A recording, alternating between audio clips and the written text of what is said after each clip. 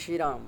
यह पाठ 19 है, अर्थात पाठ नंबर 19 है।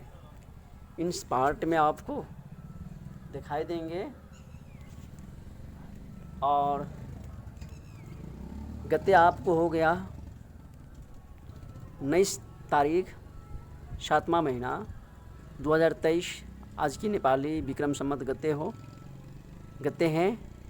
वह गते आपको हो गया 3 गते चौथा महीना 2080। आपको पार्ट नंबर 18 में 18 में आपको मैंने 5 नंबर को जो बुधा था, वो बुधा को मैंने जो बोला, उनको बुधा को सरगम मैंने थोड़ा सा मिस्टेक कर दी है। मैंने चेक किया हूँ। इसके बुधा देख लीजिए।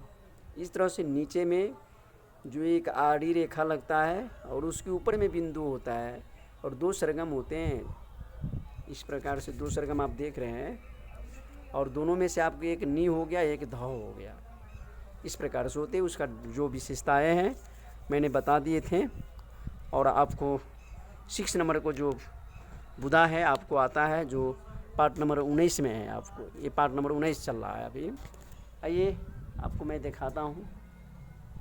श्री राम, जय राम, जय जय Ram. Bye bye. Classical musical मैं शिव कुमार सैनी सबको अभिनंदन करता हूँ। कृपया बने रहिए। जिन स्वरों के ऊपर बिंदी वहाँ नीचे आरी रेखा, ध्यान दीजिएगा।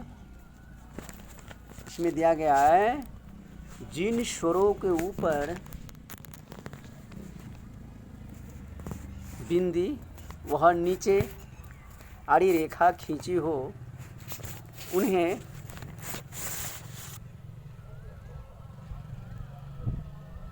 तार सप्तक के कोमल स्वर समझना चाहिए। तार सप्तक को कोमल स्वर होते हैं। वो कौन होता है? तार सप्तक को कोमल स्वर समझना चाहिए। जैसे आपको हो गया रे और ग, जिसमें रे को ऊपर होता है बिंदु, ग को ऊपर होता है बिंदु, नीचा में आड़ी रेखा होता है। वो मैं बताता हूँ कि किस तरह से आड़ी रेखा होता है। आप देख लीजिए। इसमें दिखाई देगा, रे दिखाई दिया और गौ भी दिखाई दिया। गौ के दिखते हैं। गौ के आपको क्या है? गौ में ऊपर में बिंदु, नीचे में आड़ी रेखा। रे में ऊपर में बिंदु, नीचे में आड़ी रेखा, है ना। इसी प्रकार से आपको उसको सरगम होते हैं, जो यह कोमल स्वर है, जो तार सप्तक का है। और इसी प्रकार से आपको यह जानना भी चाहिए। इसी प्रकार से आपको यह जानना चाहिए। यह मंच में आरूढ़ हो और मंच में ही आरूढ़ होने। तो ये इस प्रकार से आपको यह बताए गए हैं। आपको 7वां नंबर का जो बुधा है वह स्वर आपको म है। और जिस प्रकार से इसको सरगम को आपको जो बता रहा हूँ, इनमें आपको जो 2 काले पटरी एक जगह पर है, 2 काले पटरी एक जगह पर और 3 काले पटरी जो एक जगह पर है ना, उसी 3 में से जो पहला वाला है, जो बायां साइड से आपको जो पड़ता है शुरुआती काल में, वही मौ है। और सबसे बेगल है, डिफ़िकल्टू है। आपको बताते हैं कि जिन स्वर में मौ वह तीव्र करने को लिए उसके ऊपर ऊर्ध्व रेखा खींची दी हो, अर्थात खींची हुई हो। ध्यान दीजिएगा। केवल एक मौ तीव्र है जिसके ऊपर ऊर्ध्व रेखा खींची होती है। मतलब केवल एक ही वह तीव्र जो स्वर है, जो तीव्र स्वर कहते हैं, वो सिर्फ एक ही है। और वह कौन है? उस सरगम को मौ होते हैं, जो आपको काले पटरी को बीच आपको बताए गए हैं, जो 3 पटरी संयुक्त में है। और 3 पटरी को जो मध्य शुरुआती है, जो दायां साइड छोड़कर बायां साइड में पड़ते हैं, वही होते हैं। और उसको आपको जो वास्तविकता केवल बताई गई है, उसमें आपको फिर विशेषता आपको बता रहा हूँ। ध्यान दीजिएगा। मौ तीव्र स्वर केवल मात्र है, उसके ऊपर ऊर्ध्व रेखा खींची होती है। जैसे मौ और उसको तीव्र रेखा जो होती है उसमें म इस प्रकार से होते हैं, देख लीजिए वो जो म में जो ऊपर दी गई है वो सिर्फ एक रेखा मात्र दिखाई देते हैं, उसमें जो एक जो और जो दिखाई देता है वो उस पारी का दूसरा पारी का चला आया है।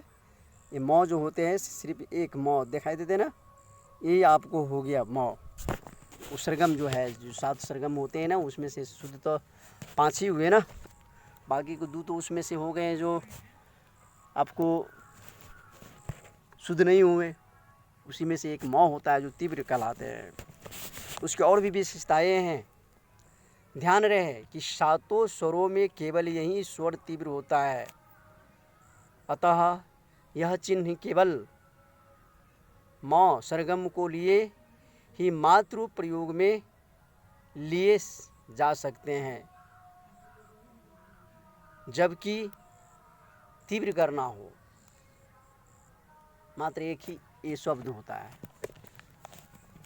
और वह पटरी जो स्केल होते हैं, जो तीसरा पटरी में जो 3 संयुक्त रहता है काले वाला, उस काले में से फर्स्ट वाला जो बाएं साइड से जो पड़ता है उसी पटरी का जो सरगम है, जो म है, उन्हीं का मैंने बात कर रहा हूँ। वही सिर्फ केवल पटरी उसी है, वही है जो इस प्रकार को बेलग है, जो तीव्र कहलाते हैं।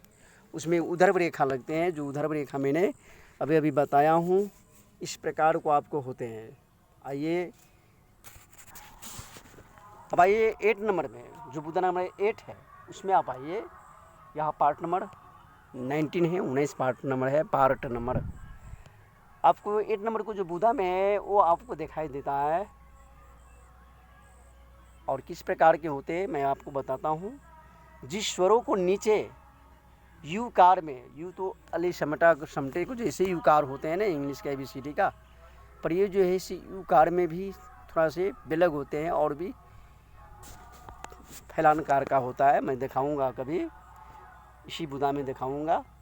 जिन स्वरों को नीचे वह यूकार को जो चिन्ह प्रयोग होता है, उन्हें स्वर को एक ही मात्रा में कहना चाहिए। वह स्वर जो मंत्राएं होते हैं, वह मात्रा को एक मात्रा को दूरी जो समापन है उतना उनको लिया गया है। यदि उसको सेकेंड है तो सेकेंड मात्रा को बीच में ही उसको लेना है। जितना देर उसकी मात्रा बनता है, जो साध्विक मात्रा जो शास्त्री में दिया गया है, उनके मात्रा अनुसार में एक उससे वैसे चिन्ह को, उस प्रकार को एक चिन्ह को मात्रा में एक मात्रा लिया गया है। अगर 2 होगा तो 2 मात्रा, 3 होगा 3 मात्रा, इस प्रकार से आपको दिए गए हैं जो आपको सरगम को शब्द पर लिया जाता है। कोई ऐसे शब्द को जब सरगम में उनके ढाले जाते हैं, जो पद होते हैं उस पद को जब स्वर लिपि में लाया जाता है तो इस प्रकार को आपको देखा पड़ता है। ठीक है, उसमें आपको स्वरों को एक ही मात्रा में लिया जाता है, जैसे आपको दिया गया है। आपको मैं देता हूँ, उसको चिन्ह इस प्रकार से यूकार होता है। यूकार इस प्रकार को होते हैं जो आपके दिखाई दे रहे हैं, जो चित्र चिन्ह दिखाई दे रहे हैं, और उसके बाद में उनमें जो शब्द जोड़ी हुई है, जैसे एक मात्रा में आपको हो गए हैं, इसमें आपको दिया गया है सारे, तो सारे एक जगह पर हैं। उसी प्रकार से आपको सारे गौ दिया गया है, तो सारे गौ हो गए हैं। दूसरा नंबर बीच में जो है, मध्य बीच में, उसके बाद में आपको देखिए सारे गौ में, इस सारे गौ में आपको दिखाई दे रहा है यहाँ पर, नहीं है ना। इस प्रकार से जो 3 इसमें दिया गया है, तो तीनों तो अलग अलग है, विलग है, पर उसके एक मात्राएं के कहने अनुकूल में आज को 3 मात्राएं में जो 3 शब्द को इसमें दोहराए गए हैं, उसको